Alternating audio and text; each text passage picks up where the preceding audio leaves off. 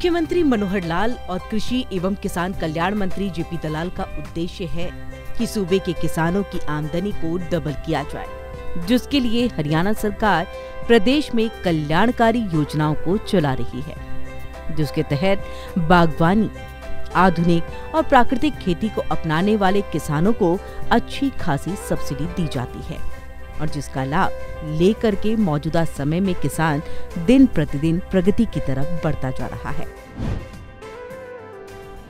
कठोर मेहनत और आधुनिक तकनीक, नवाचार, ये सब हमारे काम के आधार बिंदु हैं। हम कई किसानों ने लीक से हट करके उपभोक्ताओं तक सीधा अपने उत्पाद पहुंचाए हैं और इसके अंदर फल और सब्जी न केवल सीधा बेचा है बल्कि वैल्यू एडिशन करके भी हमने कुछ उद्योग स्थापित करके और इन कामों को भी आगे किया है। इससे भी हमारी आमदन बढ़ी है। मित्रों, हरियाणा सरकार की नीतियां हमेशा किसान के साथ रही हैं, चाहे वो फसल की बुआई से पहले की कुछ आवश्यकताएं हों किसान की, अथवा फसल की बुआई के बाद हों, अथवा कटाई से पहले हों, कटाई के बाद हों, हर समय सरकार वो आपके साथ खड़ी है। अर्थात बीज से लेकर बाजार तक ये जो किसान के साथ हम खड़े हैं, ऐसी हमारी नीतियां हैं। हम प्रगतिशील जो किसान भाई बहन हैं, उनकी विकास यात्रा में सरकार बहुत प्रकार की योजनाएं बनाती है और इन योजनाओं के कारण से आपको उसका लाभ मिलता है। वहीं मुख्यमंत्री मनोहर लाल ने वित्त मंत्री के तौर पर हरियाणा के बजट में किसानों को काफी राहत दी है और सबसे ज्यादा बढ़ोतरी कृषि क्षेत्र के बजट में की गई है, तो वहीं सिंचाई का बजट भी बढ़ाया गया। सिंचाई का बजट जो हमारा है 30.9% बढ़ा करके 6,247 करोड़ रुपए का किया गया है। पशुपालन का हमारे यहाँ दूध उत्पादन में बताया प्रति व्यक्ति हमारे जो पशु हैं कुल देश में 2.1% हैं, लेकिन दूध का उत्पादन हम 5.19% करते हैं। इससे लगता है कि हमारे पशुओं का यील्ड है वो देश में सर्वश्रेष्ठ है।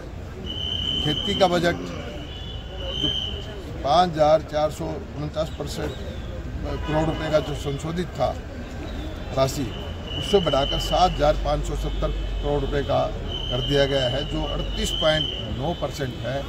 मैं देख रहा था पूरे बजट को पढ़ के सबसे ज़्यादा बढ़ोतरी है वो कृषि के ऊपर है। मैं इसका धन्यवाद मुख्यमंत्री जी से करता हूँ।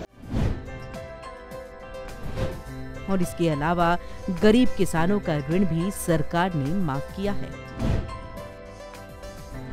बहुत सारी राशि जो है गरीब किसान हैं वो उन्होंने कई सालों से पैसा लिया, वो रिपे करने में असमर्थ थे, उनका 1,700 करोड़ रुपए का ब्याज जो है माफ़ कर दिया जाएगा।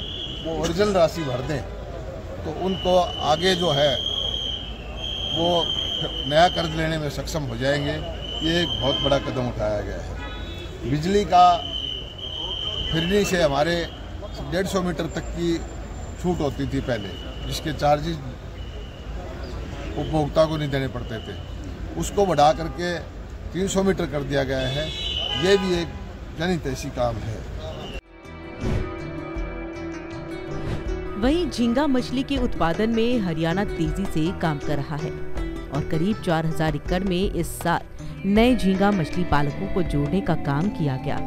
तो इसके साथ ही 1,000 नए हरित स्टोर गांव-गांव में खोलने का काम किया गया है, जिसमें लोगों को रोजगार और उपभोक्ताओं को अच्छा प्रोडक्ट मिलता है। तो इसके साथ ही 5,000 महिलाओं को ड्रोन चलाने की ट्रेनिंग दी जाएगी और उन महिलाओं को 500 ड्रोन मुफ्त में दिए जाएंगे, जिसके माध्यम से खाद का छिड़काव करने की सुविधा मिलेगी। झींगा फार्म के लिए झींगा का उत्पादन में हरियाणा बहुत तेज गति से काम कर रहा है। 4,000 एकड़ में इस साल का नए झींगा फार्म के किसान जो है जोड़ने का काम किया है। रादौर में एक हल्दी का तेल की पैकिंग कारखाना लगाने का काम किया है।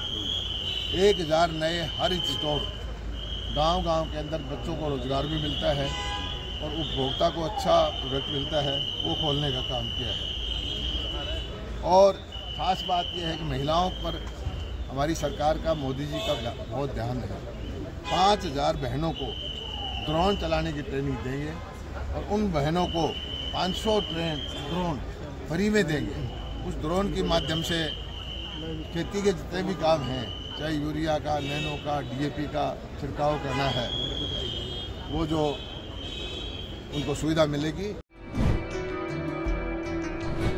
ऐसे में ये कहना गलत नहीं होगा कि कभी कर्ज के बोझ से दबा किसान अब हरियाणा की बढ़ती अर्थव्यवस्था का एक मजबूत पहिया बन चुका है। यही वजह है कि हरियाणा सरकार बागवानी को बढ़ावा दे रही है, जिसके तहत प्राकृतिक आपदाओं से नुकसान की भरपाई के लिए एक विशेष योजना मुख्यमंत्री बागवानी बीमा योजना को चलाया जा रहा है। मुख्यमंत्री बागवानी बीमा योजना में सब्जियों और फलों साथ ही मसालों को शामिल किया गया है, जिसके तहत सब्जियों और मसालों के लिए 750 रुपए प्रति एकड़ प्रीमियम देना होता है, जबकि फलों के लिए 1000 रुपए प्रति एकड़ प्रीमियम देना होता है। सब्जियों और मसालों के लिए न्यूनतम मुआवजा राशि प्रति एकड़ 15,000 रुपए तो अधिकतम 30,000 रुपए दी जाती है, जबकि फलों के लिए न्यूनतम मुआवजा राशि 20,000 और अधिकतम 40,000 रुपए दी जाती है, जिसके तहत किसानों की फसल के नुकसान की भरपाई हो सके।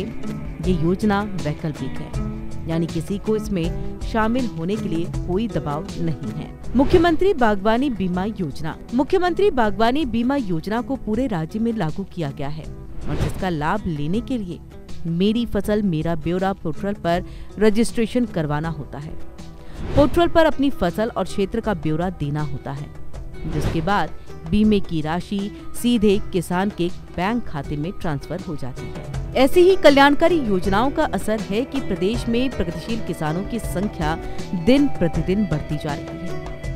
इसी कड़ी में हम आपको गन्नौर के गांव खेड़ी गुजर ले चलते हैं, जहां प्रगतिशील किसान दिनेश कुमार पिछले 3 साल से स्ट्रॉबेरी की खेती कर रहे हैं। किसान दिनेश कुमार का कहना है कि उन्होंने आधे एकड़ से स्ट्रॉबेरी की खेती शुरू की थी, जिसमें उन्हें काफी अच्छा मुनाफा हुआ और मौजूदा समय में वो 4 एकड़ में स्ट्रॉबेरी की खेती कर रहे हैं, जिसमें उन्हें अच्छा खासा मुनाफा मिल रहा है। ये आपका दिनेश कुमार जी। दिनेश जी, आप स्ट्रॉबेरी की खेती कर रहे हो, कैसे आपने इसकी शुरुआत की और कब की थी? ये 3 साल पहले मेरे वो मतलब एक दोस्त था अपना बजाने के, प्रवीण जी, उन्होंने मेरे को गाइड किया कोई ऐसे ऐसे फसल बो रहा हूँ। वो बो रहा है बहुत पुराना है, मतलब 20-25 साल से वो लगा रहा है स्ट्रॉबेरी। तो उसने मेरे को गाइड किया भाई तू भी लगा, आधा एकड़ में मैंने लगाई, तो उससे अच्छा प्रॉफिट हुआ। 3.5 लाख के आसपास मैंने आधे किले से प्रॉफिट हुआ। तो उसके बाद मैंने फिर पिछली साल 3 किले लगाई, तो उसमें भी अच्छा प्रॉफिट रहा। तो फिर अब की बार 4 एकड़ में लगा रखे हैं, इसमें अब चल ही रहा है। ये 6 महीने की खेती होती है। वहीं उन्होंने कहा कि अक्टूबर के महीने में स्ट्रॉबेरी का उत्पादन शुरू हो जाता है, जो मई के महीने तक चलता है और स्ट्रॉबेरी की खेती में प्रति एकड़ 5 से 6 लाख रुपए आता है और मुनाफा दुगना से ज्यादा हो जाता है।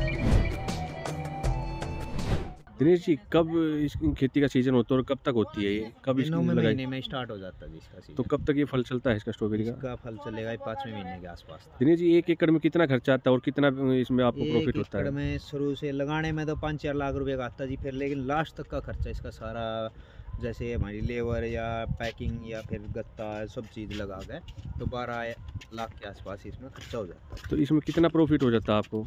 प्रॉफिट 5-6 लाख रुपए एकड़ छोड़ के चले जाते हैं। प्रगतिशील किसान दिनेश कुमार बताते हैं कि वो अपने खेत में 20 से 25 लोगों को रोजगार दे रहे हैं, जिसके अलावा वो बिक्री के लिए स्ट्रॉबेरी को आजादपुर मंडी में सप्लाई करते हैं, जहां डीलर स्ट्रॉबेरी की खरीद अच्छे दामों पर होती है।